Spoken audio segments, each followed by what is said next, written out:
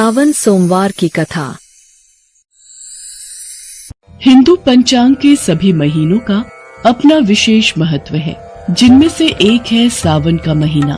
सावन का महीना भगवान शिव को अति प्रिय है। कहते हैं, जो भी मनुष्य सावन के सोमवार व्रत रखकर भगवान शिव की उपासना करता है, भगवान शिव उसकी हर इच्छा पूरी करते हैं। यही वजह है कि सावन के महीने में शिव भक्त ज्योतिर्लिंगों के दर्शन करने जाते हैं। सावन के सोमवार व्रत शीघ्र फलदायी है। सुहागिन स्त्रियों को सौभाग्य प्राप्ति, कुमारी कन्याओं को उचित वर तथा जो स्त्रियां निसंतान हैं, उन्हें संतान प्राप्ति के लिए सावन के सोमवार व्रत श्रेष्ठ माने गए हैं। मन वांछित फल देने वाले सावन के सोमवार व्रत की एक प्रचलित कथा के अनुसार सोहनलाल नाम का एक साहूकार था, जो भगवान शिव का अनन्य भक्त था। उसके पास धन धान्य किसी भी चीज की कोई कमी नहीं थी, लेकिन उसकी कोई संतान नहीं थी और वो इसी कामना को लेकर रोज शिव मंदिर में पूजा और प्रार्थना करता था।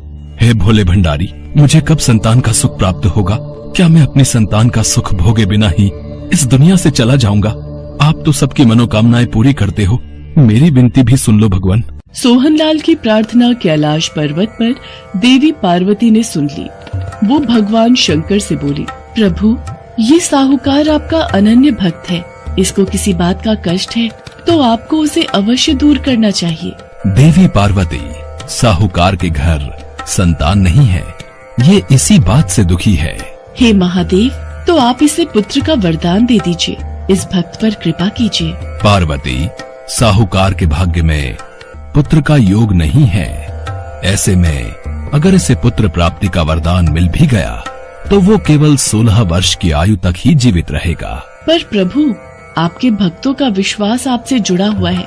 आप तो अपने भक्तों को मन वांछित फल प्रदान करते हैं। साहूकार प्रति सोमवार आपका व्रत और पूजन करता है और अब तो सावन माह के पवित्र दिन है, जो आपको अति प्रिय है। आपको इसकी इच्छा पूरी करनी ही होगी। ठीक है देवी पार्वती, मैं अपने भक्त सोहनलाल को पुत्र का वरदान देता हूँ। उसी रात भगवान शिव ने स्वप्न में सोहनलाल को दर्शन देकर उसे पुत्र प्राप्ति का वरदान दिया और उसके पुत्र के 16 वर्ष तक जीवित रहने की बात भी बताई। जब सोहनलाल स्वप्न से जागा, हे शिव शंकर, आपने एक तरफ मुझे पुत्र देकर संतान का सुख दिया और दूसरी तरफ पुत्र अल्पायु होगा। ये मेरे जीवन का सबसे बड़ा दुख, मैं ये कैसे छुपा कर रख पाऊंगा? पर मेरी भक्ति में फिर भी कोई कमी नहीं आएगी। आपके द्वारा दिया वरदान मुझे मंजूर है प्रभु। सोहनलाल पहले की तरह सोमवार का विधिवत व्रत करता रहा। कुछ महीने पश्चात उसके घर अति सुंदर पुत्र उत्पन्न हुआ। पुत्र के जन्म से सोहनलाल के घर में खुशियां आ गई। बहुत धूमधाम से पुत्र जन्म का समारोह मनाया गया। पुत्र का नाम शिवाय रखा गया। धीरे धीरे शिवाय 12 वर्ष का हुआ तो सोहनलाल को भगवान शिव की कही बात याद आने लगी। उसने अपने साले महेश को बुलाया और बोला, महेश, तुम शिवाय को काशी नगरी विद्या प्राप्ति के लिए ले जाओ और रास्ते में इसके हाथों से ब्राह्मणों को भोजन और दान दक्षिणा कराते हुए जाना। ठीक है जीजा जी, मैं कल प्रातः ही शिवाय के साथ काशी के लिए प्रस्थान करता हूँ। आप शिवाय को मुझसे दूर क्यों भेज रहे हो जी? भाग्यवान, हमारे पुत्र के लिए यही उचित है। सोहनलाल ने पत्नी को किसी तरह समझा बुझा दिया। अगले दिन महेश शिवाय को लेकर यात्रा पर निकल पड़ा। लंबी यात्रा के बाद शिवाय और महेश एक नगर में पहुँचे। उस नगर के राजा की कन्या के विवाह की खुशी में पूरे नगर को सजाया गया था। निश्चित समय पर बारात आ गई, लेकिन वर का पिता अपने बेटे के एक आंख से काने होने के कारण बहुत चिंतित था। उसे इस बात का भय सता रहा था कि राजा को इस बात का पता चलने पर कहीं वो विवाह से इनकार न कर दे, इससे उसकी बदनामी होगी। उसकी नजर शिवाय पर गई। ये लड़का मेरे पुत्र की उम्र का है और इस नगरी में नया है, कोई इसे नहीं जानता। क्यों ना इस लड़के को दूल्हा बनाकर राजकुमारी से विवाह करा दूं।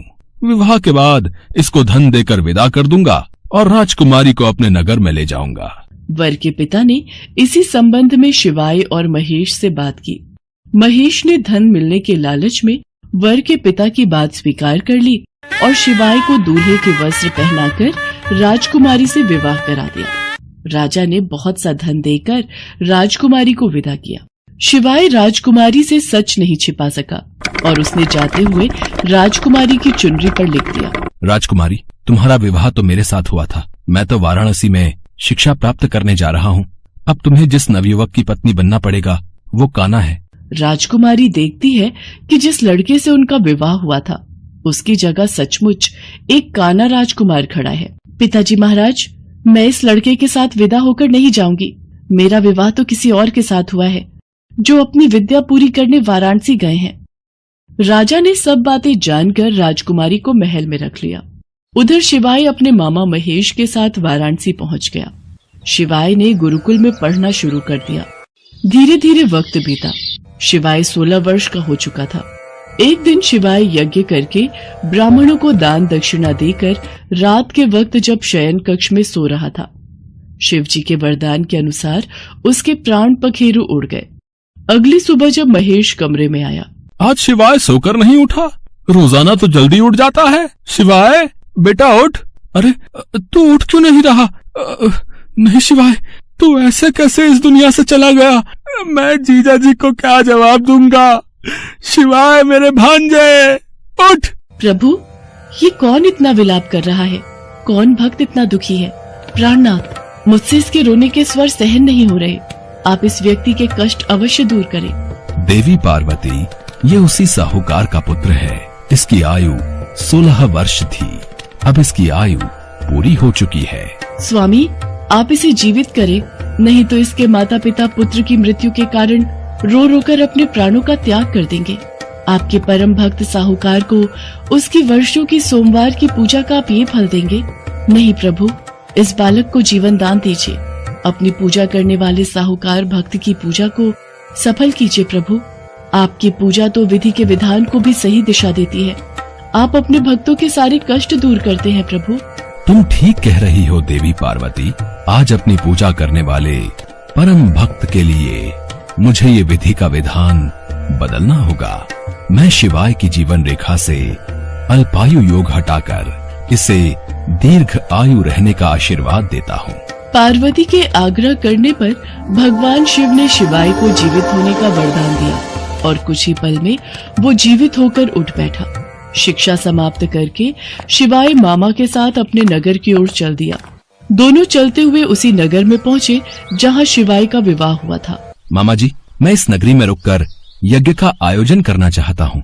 भगवान भोलेनाथ ने मुझे नया जीवन प्रदान किया है, इसलिए यही मेरी इच्छा है। ठीक है शिवाय बेटा, हम एक दिन यहाँ रुककर यज्ञ का आयोजन करते हैं। महेश और शिवाय वहीं रुक गए। शिवाय को देखकर राजकुमारी बहुत प्रसन्न हुई। महेश और शिवाय को कुछ दिन महल में रहने का अनुरोध करके राजा ने बहुत सा धन, वस्त्र आदि देकर राजकुमारी को शिवाय के साथ विदा किया। उधर सोहनलाल अपनी पत्नी को सच बता चुका था। वे दोनों सोच चुके थे कि यदि शिवाय सकुशल नहीं लौटा तो वे दोनों भगवान शंकर के सामने अपने प्राण त्याग देंगे। पर समय पर एक सेवक ने आकर उन्हें शिवाय के लौटने की खुशखबरी दे दी। सोहनलाल और उसकी पत्नी ने अपने पुत्र और पुत्र वधू का स्वागत किया। उसी रात सोहनलाल के स्वप्न में भगवान शंकर ने दर्शन दिए। सोहनलाल, तुम मेरे प्रिय भक्त हो। मैंने तुम्हारे द्वारा किए गए सावन के सोमवार व्रत और पूजा से प्रसन्न होकर तुम्हारे पुत्र को लंबी आयु प्रदान की है। तुम्हारी पूजा और भक्ति से मैं बहुत प्रसन्न हूँ। मेरा आशीर्वाद सदैव तुम्हारे परिवार पर बना रहेगा। ये कहकर भगवान शंकर अंतर्ध्यान हो गए। भगवान शंकर की भक्ति करते हुए सोहनलाल को मोक्ष प्राप्त हुआ। इसी प्रकार जो कोई भी सावन सोमवार का व्रत धारण करता है अथवा इस कथा को पढ़ता या सुनता है, उसके दुख दूर होकर उसकी समस्त मनोकामनाएं पूर्ण होती हैं।